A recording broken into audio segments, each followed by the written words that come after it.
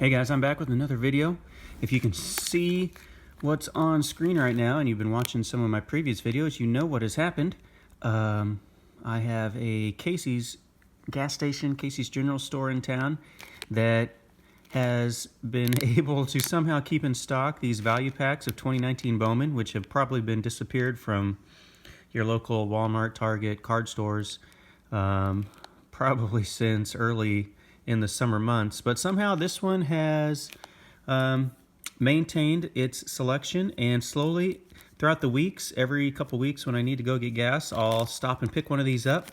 And finally today we've reached the last Bowman 2019 value pack in my local Casey's. I don't know what I'll do. They still have some Topps Update, I guess. I could grab that. They still have some hanger boxes of Series 2, Topps Series 2 from this year, along with some football packs and stuff. But the moment is finally here. I purchased the last Bowman value pack. You really can't tell if I get close enough. There's dust and stuff up here. It's been sitting and hanging in the store for so long. Man, I bet it's been in there since, what, May? April, May, June? So anyway, if you're unfamiliar, we have 2 packs of 2019 Bowman and then one of these little bonus packs that includes 5 camo cards. And the camo cards are usually pretty cool. I've opened these on my channel over the last couple months and haven't been pulling anything too crazy, but the camo cards are usually pretty neat. So we'll have 12 cards in each pack, obviously with Eloy and Vladdy there on the front. I have pulled a couple parallels, a couple numbered cards. I think I have 2 autographs maybe that I've pulled. I don't know if they've all been out of this pack, or these type of packs, excuse me. But we'll give it a shot, see how we do in the last pack opening of 2019. All right, we got some at the beginning, just some regular major leaguers. These are base cards numbered from 1 to 100. Joey Wendell, who is one of the first cards, card number 3. Scherzer. Ryan O'Hearn struggled this year with the Royals after kind of bursting onto the scene 2 years ago. David Fletcher had a pretty solid year for the Angels this year. Wonder if he'll be in that competition for second base. Now that they've made some wholesale changes with their roster, with their offense, with their manager's position. Colby Allard. Is he the one that got traded to Texas? I always get him and Kyle Wright confused. I think he's the one that got traded to Texas there at the end of the year. Dewell Lugo, got a little rookie card run here. And then in the middle, you've always got these Bowman Chrome cards. If you can get the first Bowman's Chrome, that little emblem there in the corner, which I don't have it on this one, those are the most valuable ones. Griffin Canning, rookie pitcher, was a second-round pick in 2017. I believe he got hurt towards the end of the year. But Griffin Canning's not bad. Here we go, Tristan McKenzie, number 62 in the Scouts Top 100. Tristan McKenzie is a guy who I purchased a few cards of this year thinking he would be something. And he, to my knowledge, I don't even know if he pitched at all this year. He had some injuries, and the Indians held him out because he was their number 1 prospect, number 1 pitching prospect for sure. Maybe by some publications, their number 1 overall prospect. And I don't know if they ever brought him back. I think they're kind of treating him gently and trying to make sure they don't do anything to damage his future. But he is a high-level prospect in the Indians organization, probably, and maybe still, even with all the injuries and sitting out all last year, the number 1 prospect, pitching prospect for the Indians. And if you know anything about the Indians organization, they've been churning out some pretty good prospects, either guys from their own organization or trading for guys. Trevor Bauer, obviously, really grew in their organization. Shane Bieber came up and was an absolute stud this year. Clevenger is, man, he might be the best of the bunch. And they've got more guys like Tristan McKenzie waiting to take that next step. Okay, so all those cards, those are our 2 inserts. Now we've got a couple where the name goes diagonally. These are the Bowman prospect cards. Anthony Kay. I believe he's with Toronto now. I could be wrong about that. Or maybe he went from Toronto to the Mets. He was drafted 31st overall by the Mets, but I believe he's with Toronto. I think he actually pitched a little bit for the Blue Jays at the end of this year. I can't remember how they picked him up, but I'm pretty sure he's with the Blue Jays now, Anthony Kay. Once again, my mind's going blank on how they got him. And here we go. One of the top pitching prospects in all of baseball, Forrest Whitley, for the Astros. That's a nice one. 17th overall pick. Was the top pitching prospect for the Astros. And some people thought he would come up and actually perform quite a bit at the major league level this year, but it never actually panned out. I think he had a decent year. I could be wrong about that, but when they picked up Greinke and the way with Verlander and Cole were pitching, they really didn't need too much help. So they didn't want to start his service time too early if they didn't really need it. And then we've got a couple other Bowman paper, just the regular paper cards, Matt Manning and Jordan Adams, who the Angels are pretty high on him as well in their organization. So there's the first pack. You can see you've got a little mixture of current players, of the prospect cards, and then of the chrome cards. We'll see how we do in pack number 2. And then we'll get to those bonus camo cards at the end. I always like those. Got a pretty good chance of getting some nice guys in those as well. Kevin Kramer came up and really performed well this year for the Pirates. And then his partner, Kevin Newman and Kramer. Seinfeld fans can appreciate those two guys back to back. Williams Astudillo came up and just lit the world on fire at the end of, the 2018 season.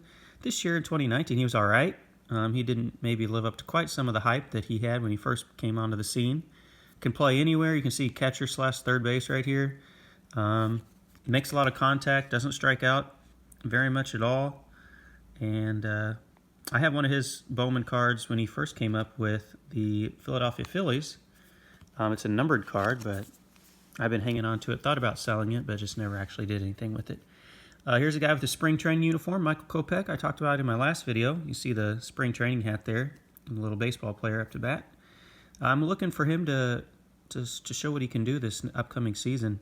After sitting out all of this past year with Tommy John surgery, he came over from the Red Sox. Kyle Freeland kind of had a disappointing year this year. Eddie Rosario did not. He's really burst onto the scene the last 2 years and made himself into a really valuable player. Can play a little infield. They've mostly had him in the outfield. I believe it's left field for the Twins. But he's played a little second base before. Aaron Judge, one of the studs of the MLB.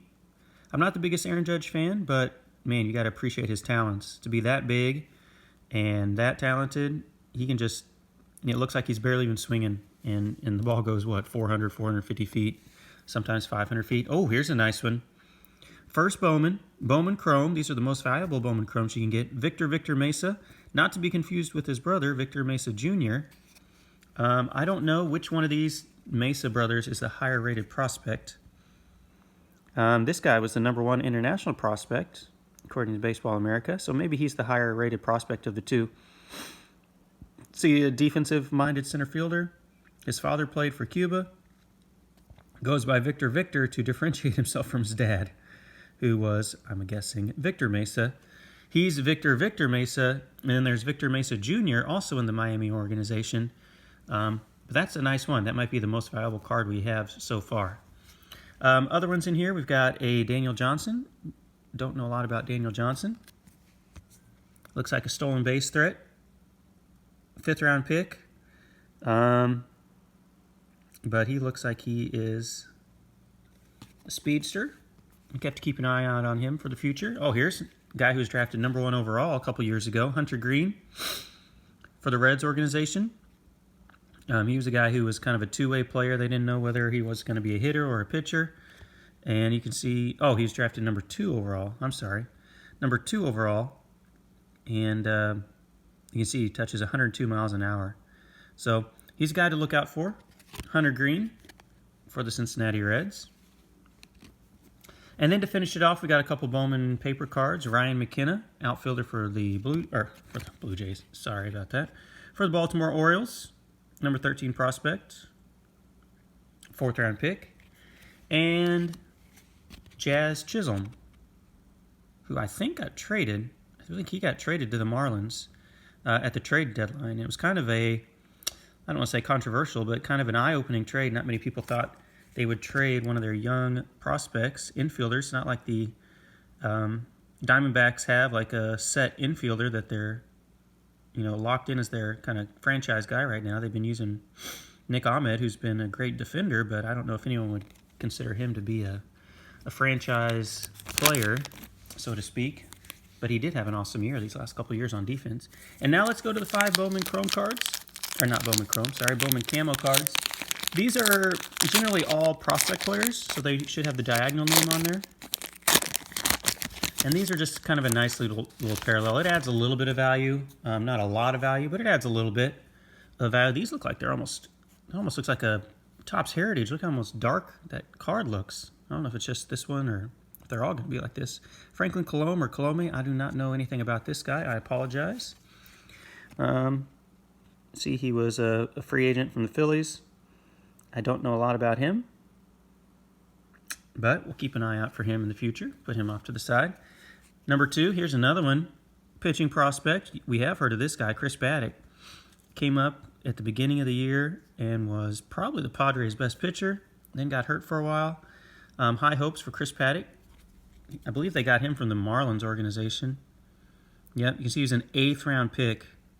And then he was acquired in a trade. And it wasn't even like a trade for a big-name prospect. I can't remember who they traded to get Chris Paddock, but it wasn't somebody like major. Oh, here he is again. Victor Mesa. You know what? Let's see if we can find him. You can see the difference here. Bowman Chrome, got a little shiny reflector aspect to it. Victor Mesa, the paper card. First Bowman, the green parallel. Victor Mesa. We've already looked at him, so I won't flip that one over. DJ Peters, outfield prospect for the Dodgers. Don't know a lot about him. Tied for 12th in home runs in 2018. Says he's a mammoth slug, 6'6", 225. That's not quite as big as Aaron Judge, but looks like he's a big slugging, probably corner outfielder if he's that big. I don't know too many guys that are 6'6", 225 playing center field. Oh, and then we have one of the better ones we could have pulled. Besides Wander Franco, this might be the second most valuable. Joey Bart. Top catching prospect for the Giants. One of the top overall prospects in all of baseball. Obviously, number 1 pick in this past year's draft, Adley Rutschman is maybe the top catching prospect, but this guy might be the number 2 catching prospect in all of baseball. Picked 2nd overall in 2018 out of Georgia Tech.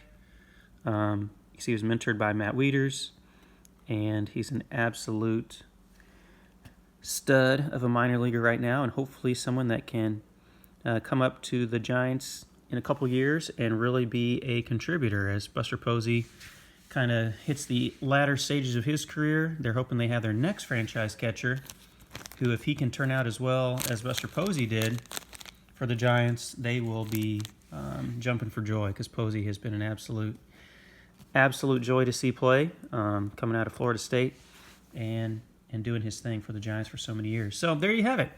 This was my last pack, the value pack of 2019 Bowman. I'll probably won't see one again. So I appreciate you guys watching these videos. I don't know, maybe you guys can find some of these online at various retail stores or maybe on eBay or Amazon.